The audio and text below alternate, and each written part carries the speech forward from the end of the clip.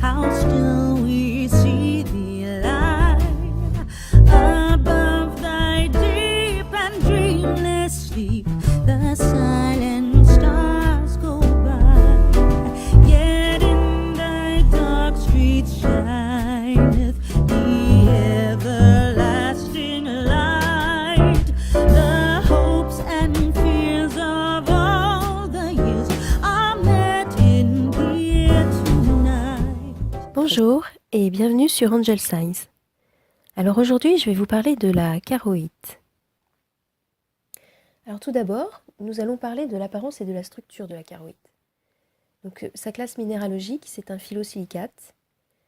Elle est d'une dureté de 5 à 6, ce qui est relativement dur.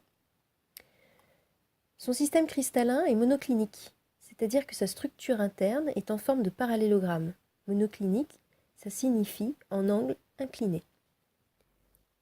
On trouve toutes les gammes de violet et de mauve dans la charoïte.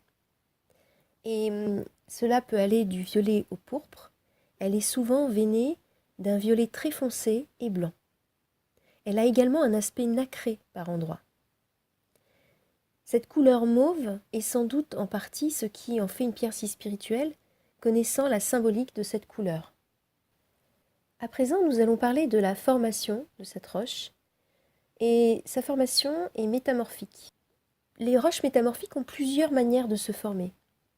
Ici, elles se forment entre les roches magmatiques et les roches métamorphiques. Et c'est sans doute cette combinaison particulière qui en fait sa rareté, car la charoïte est très rare. Pour le moment, on n'en trouve qu'en Sibérie. J'en reparlerai tout à l'heure.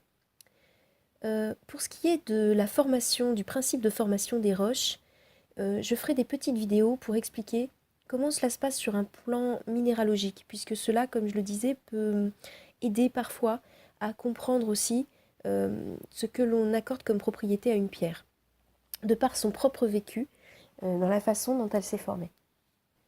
À présent, parlons des gisements. Alors comme je vous l'ai dit, ils sont rares. On ne la trouve, la charoïte, actuellement que dans la Sibérie russe. Et c'est l'unique gisement que l'on connaisse, ce qui explique son prix élevé. Son nom en russe signifie charmant, au sens de charme, du charme qui est jeté, une pierre envoûtante. Et parce qu'on la trouve aussi près d'un fleuve nommé Kara. Certains disent Karo, mais il faut savoir qu'en russe, le O peut être prononcé A selon son emplacement dans le mot. Voilà. Donc c'est de là que viennent les différences de prononciation. Donc les deux noms, les deux origines de ce nom, quelque part. Le fait que la pierre se trouve au bord de ce fleuve et aussi le fait qu'elle soit particulièrement belle. C'est vraiment une très belle pierre, de par sa couleur nacrée, ses veines, etc. Elle est vraiment magnifique. Eh bien, les deux ont été savamment réunis pour former le nom qui la caractérise le plus mieux, donc c'est-à-dire son origine et son apparence. Pour ce qui est de son histoire, eh bien, je n'ai pas trouvé de connaissances populaires sur cette pierre. Il y aurait bien des histoires qu'on aurait entendues par des chamans dans certaines régions de l'Oural, étant donné que c'est par là que l'on trouve la pierre, mais les sources demeurent très limitées. Il faut dire que cette pierre n'a été trouvée que dans les années 40, ce qui est très récent.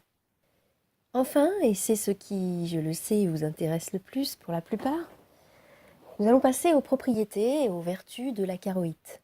Alors c'est une pierre qui est vraiment très intéressante en lithothérapie. Certains lithothérapeutes vont dire que d'ailleurs elle a une certaine puissance, donc à vous d'essayer. Elle est censée aider dans la vie pour remettre de l'ordre autour de nous lorsque l'on se sent dépassé, soit par les événements, soit par la somme de tâches à accomplir. Elle aiderait à réaliser de profonds changements dans notre vie. Elle apporterait la tranquillité et apaiserait l'âme.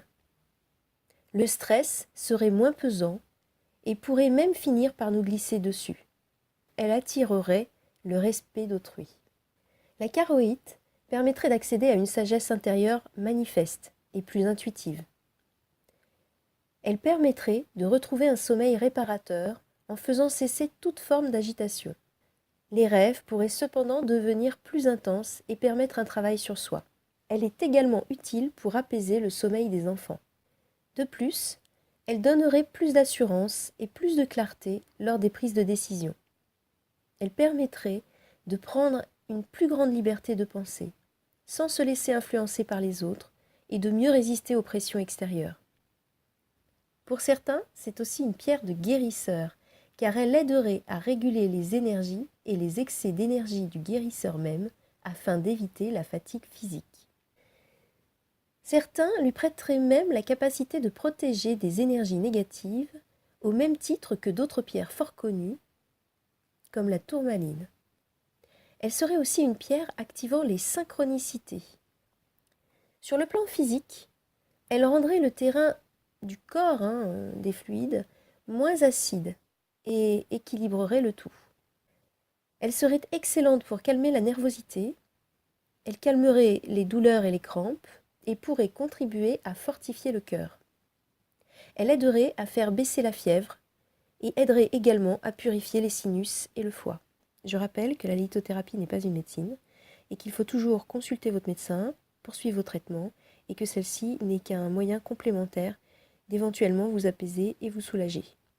Et elle n'est en aucun cas un moyen de se substituer à votre traitement habituel.